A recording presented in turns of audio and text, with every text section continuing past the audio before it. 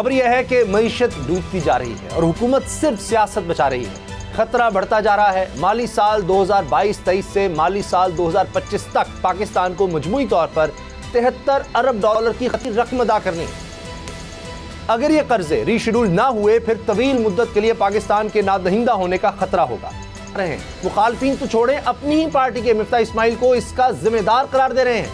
अवाम ये भी मान लेते हैं, मगर सवाल तो डार की तजर्बाकारी का है। वो अब कहां खो गई है, या सिर्फ इसका चर्चा मुकदमात से रिलीफ लेने के लिए ही किया गया? सारी खबरें परेशान कुन हैं, मगर हुकूमत को कोई फिक्र ही नहीं।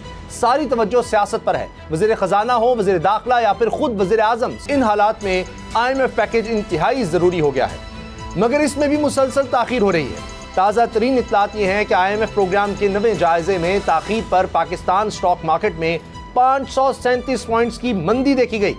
ये मर्ज बढ़ता जा रहा है और दवा भी कोई नहीं की जा रही। मईशत को संभालने वाले इदारे बेबसी और हुक्मरान खुद गर्जी की तस्वीर बने बैठे। पिछले 6-7 महीने की शहबाज शरीफ की सरकार में ही हम देख रहे हैं 2 फाइनेंस मिनिस्टर बदल चुके हैं। अब इन 2 फाइनेंस मिनिस्टर में जो पहले वाले थे मिफ्ता इस्माइल साहब, उनका हमने हर तरीके का ड्रामा देखा, और बल्कि हम कहेंगे हर तरीके का रंग देखा।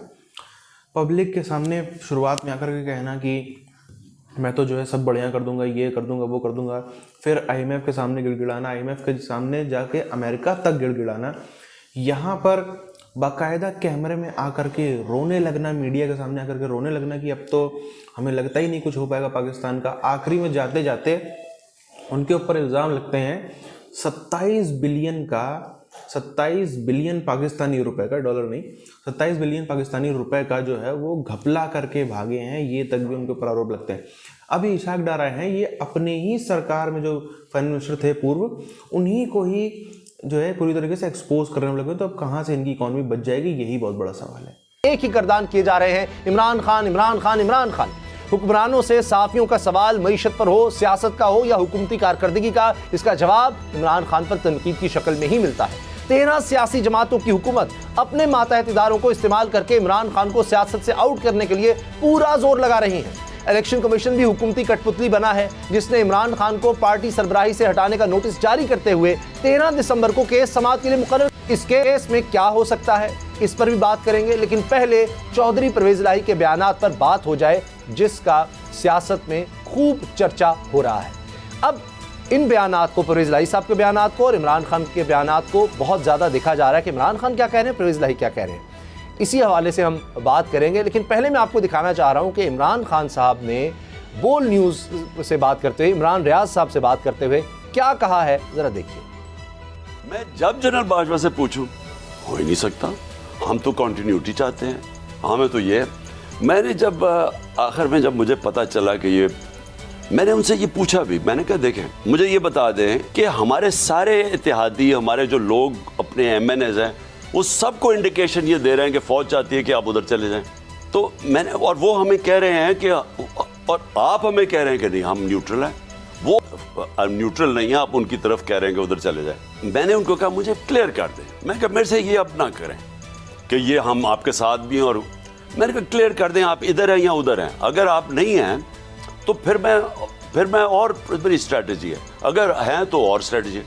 तो उन्होंने कहा वो कौन सी स्ट्रैटेजी? मैंने कहा मैं अपने लोगों के पास जाऊंगा। एक मरतबा फिर सस्ता सौदा जो है वो बल्कि अपने मतलब का सौदा करने की कोशिश कर रहे हैं। इमरान खान साहब ने कहा कि जनरल बाजवा ने डबल गेम खेली और उनके इत्तेहादी उनके नाम की तस्बीह पढ़ करके वजारत आला संभालने वाले परवेज़ इलाही साहब, उन्होंने कसम खा ली, उन्होंने कहा कि जनरल बाजवा ने डबल गेम नहीं खेली। इमरान खान खड़े होकर के बात कर गया कि असम्बलियाँ तहलील करूँगा। तो फिर आप इमरान खान के नाम के कलमा पढ़ करके MPA और MNA बनने वालों की क्यों आड़ ले रहे हैं? इमरान खान ने कहा है कि असम्बलियाँ तहलील होंगी, करो ना। एक तरफ आप यजीद से भी दोस्ती माज़अल्लाह तो इस्तग़फ़ार निभा रहे हैं, दूसरी तरफ आप हुसैन को भी सलाम कर रहे हैं। ये बात मेरी समझ में नहीं आ रही। तो वो कभी नहीं चाहेंगे कि उनकी कुर्सी इतनी जल्दी चली जाए और शायद ये दोबारा मौका मिले या ना मिले, लेकिन अब कंडीशंस को भी देखना होगा। अगर खान साहब वाकई असेंबली तहलील करने का ऐलान करते हैं बतौर चेयरमैन और वो CM से कहते हैं कि आप ऐसा करें, तो क्या आने वाली असेंबली गो के वो लगता है ऐसा है कि PTI जीतेगी, एलायंस जीतेंगे? यहाँ उनका गिला इस हवाले से बिल्कुल ठीक है, जैसे पीपल्स पार्टी को लगता है कि उनका सबसे ज़्यादा मीडिया ट्रायल किया जाता है, यहाँ मुझे पीटीआई से हमदर्दी होती है कि यार फिर उनका क्या कसूर था। अगर इन लोगों को आज भी आप देखिए कि वज़ीर-ए-आज़म पाकिस्तान और हमारे जो दीगर अकाबरीन हैं, उनकी तवज्जो अगर पॉलिटिकल मामलात से कहीं आगे पीछे हो या गिरफ्तार होंगे, ये मुझे नहीं लगता कि कोई ख्वाहिश है आसिफ जरदारी साहब की या दीगर जमातों की। मुझे ऐसा लगता है कि आसिफ जरदारी साहब के पास ये इन्फॉर्मेशन है, तभी ये तमाम तर हथकंडे इस्तेमाल किए जा रहे हैं। इलेक्शन कमीशन ऑफ पाकिस्तान हम सबको पता है कि किस अंदाज से इस वक्त अपना रोल प्ले कर रहा है। हालांकि हमारे मुल्क में मैं पहले दिन से कहता आ रहा हूं कि चौधरियों की सियासत जो है वो एक ख़ास जगह के गिर्द घूमती है। ये चाहे इमरान खान के साथ खड़े हो जाएं, लेकिन इनकी सियासी मजबूरियों की कहानियां जो सुन करके उस पर यकीन ले आए, उस आदमी की जगह या तो गिद्दू बंदर है और या तो फिर उसके अपने घर की छत, जहां पे उसको हवा लगे और उसको पता चले कि वो जो कुछ बात कर रहा है वो यकीन करने के लायक तो बिल्कुल भी नहीं। अब आपके दिमाग में ज़रा लेकर के आइए वो तमाम बयानात जो इमरान खान साहब और पाकिस्तान तहरीक इंसाफ की क़यादत जनरल बाजवा के जाने के बाद उनके हवाले से, और अभी आपने जो क्लिप भी दिखाया था उसके हवाले से इमरान खान और पीटीआई का जो स्टांस था। गुजरात के चौधरी एक मरतबा फिर डबल विकेट पे खड़े पाए गए हैं।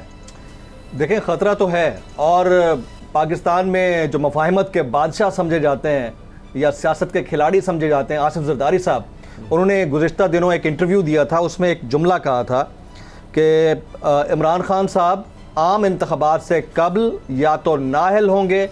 वो हमें कह रहे हैं कि उधर चले जाएं। सो MQM के लोगों ने हमें चुप दबी दबे लफ्जों में सारों ने कहा, वो बैग तो कंट्रोल में ही इनके थी, वो शजान बुकती तो इनके बगैर हिलता ही नहीं था। तो हमें तो पता, तो हम हैरान कि ये मुझे कह रहे हैं कि कुछ नहीं है, उधर से और सिग्नल मिल रहे हैं। तो उसमें भी परवेज इलाही साहब के साथ ये तय होगा कि आपने चीफ मिनिस्टर बनना है। अगर तो इस खास पॉइंट के ऊपर अग्री कर गए तो फिर तो लगता है कि परवेज इलाही साहब भी साथ देंगे, मुनीस इलाही ऑलरेडी कह चुके हैं। और अगर इस पे नहीं अग्री किए और खान साहब ने अपने मंशूर के मुताबिक कोई यंग पर्सनैलिटी को आगे लाने की कोशिश की, फिर फड्डा हो जाएगा। लेकिन मुझे लगता है कि इन सारी चीज़ों के बाद मामला अब काफ़ी हद तक आश्कार तो हो चुका है। तो अब इमरान खान साहब को और पीटीआई को अपनी राह लेनी चाहिए, इसलिए कि अब इन तमाम चीज़ों के बाद अगर इमरान खान साहब इनके आसरे में रह गए तो फिर उनकी गाड़ी एक मरतबा फिर छूट जाएगी, एक मरतबा फिर इमरान खान साहब को अब अपना रास्ता लेना होगा। देखें उसामा, इमरान खान साहब बतौर पार्टी चेयरमैन डिक्टेट कर सकते हैं, ऑर्डर कर सकते हैं। बहरहाल तमाम इस्तेहकाक है तो चीफ मिनिस्टर का, और उसके बाद स्पीकर जो है वो भी जाहिर है कि अपने एंड पे जो करेंगे वो करेंगे। अगेन खान साहब रिक्वेस्ट करेंगे, खान साहब ऑर्डर करेंगे, या खान साहब चुप हो जाएंगे। स्टेट बैंक अफराते ज़र पर काबू पाने के लिए शरह सूद 16% कर चुका। इस फैसले से फायदा कम और नुकसान ज्यादा होने का अंदेशा जाहिर किया जा रहा है। दूसरी तरफ मईशत को संभालने के लिए खास तौर पर लंदन से दरामद किए गए इसहाक अपने मुकदमात से रिलीफ लेने के बाद अब सारा मलबा सियासी मुखालफिन पर डालते नजर आ रहे हैं। पाकिस्तान में जिस तरह से हम देख रहे हैं फाइनेंस मिनिस्टर कभी कोई बदलते चले जा रहे हैं, उसके बाद से इकॉनमी इनकी तब भी नहीं संभल रही है। स्टॉक मार्केट में पिछले 1 साल में हमने देखा 4 बार इतिहास के सबसे ज़्यादा गिरावट में पाकिस्तान की शेयर मार्केट थी वो गई। वो भी ऐसे एक बार हुआ, उसको माना गया ओहो ये तो जो है सबसे बड़ी गिरावट है, अगली बार उससे बड़ा गिरावट, अगली बार उससे बड़ा गिरावट, अगली बार उससे बड़ा। ये जो चीज़ें हैं बराबर 4-5 बार पिछले साल भर में भी नहीं बल्कि 7-8 महीनों में 4 बार 5 बार हो चुकी है। अब जिस तरह से जो फॉरेन इन्वेस्टर है पाकिस्तान में वो अपना पैसा बाहर खींच रहा है, सबको पता है कि ये तो एक डूबता हुआ जहाज़ है, जितना ज़्यादा यहाँ संपत्ति बटोर सकते हो बटोरो, अपना जो भी कर सकते हो निकालो यहाँ से, भागो। जो पाकिस्तान का लोकल इन्वेस्टर है, जो वहाँ पे लोकल आदमी जनता इन्वेस्ट करती रहती है, वो भी भागने में लगी। ना वो प्रॉपर्टी में इन्वेस्ट करना चाहते हैं बल्कि पुराना जितना बेच सकते हो सब बेच बाज के, पुरानी प्रॉपर्टी, पुरानी जायदाद, पुराना जो कुछ भी है सब बेच बाज के निकलो।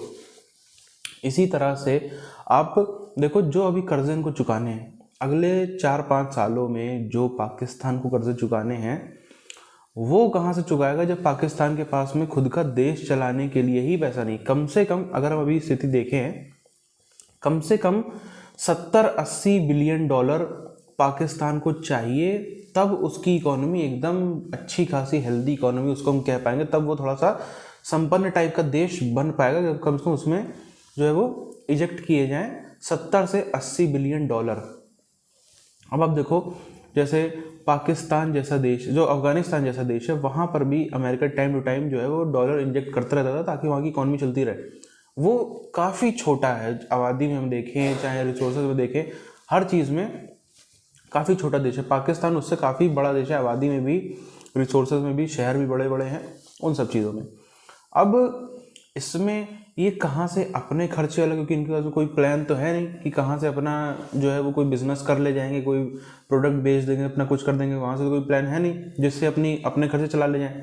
अपने खर्चे के लिए तो ये अभी कर्जा मांगते फिर रहे हैं। कहीं 2 बिलियन मिल जाता है, कहीं 4 बिलियन, कहीं 3 बिलियन, कहीं कुछ, कई जगहों से धक्के मार के भगा भी जाते हैं। तो अब वो कैसे ये 70-80 बिलियन चुकाएंगे, कैसे ये अपना कुल मिलाकर हम जोड़ लें तो ये तकरीबन मोटा मोटी 150 बिलियन की पाकिस्तान को ज़रूरत है, जिससे वो अपने कर्जे भी चुका सकता है और जिससे वो अपना खर्चा भी चला सकता है। तो ये होगा कैसे, ये चमत्कार होगा कैसे? क्या अचानक से किसी दिन के यहाँ पे तेल निकल आएगा? क्योंकि अभी भी इस कौम को ऐसी उम्मीदें हैं अचानक से कुछ तेल निकल आएगा या ऐसा कुछ भी हो जाएगा तो ये देश बच सकता है। अभी भी इसकी मेजॉरिटी ऑफ कौम जो है मानने को तैयार नहीं है कि ये ऑलरेडी ख़त्म हो चुका है देश।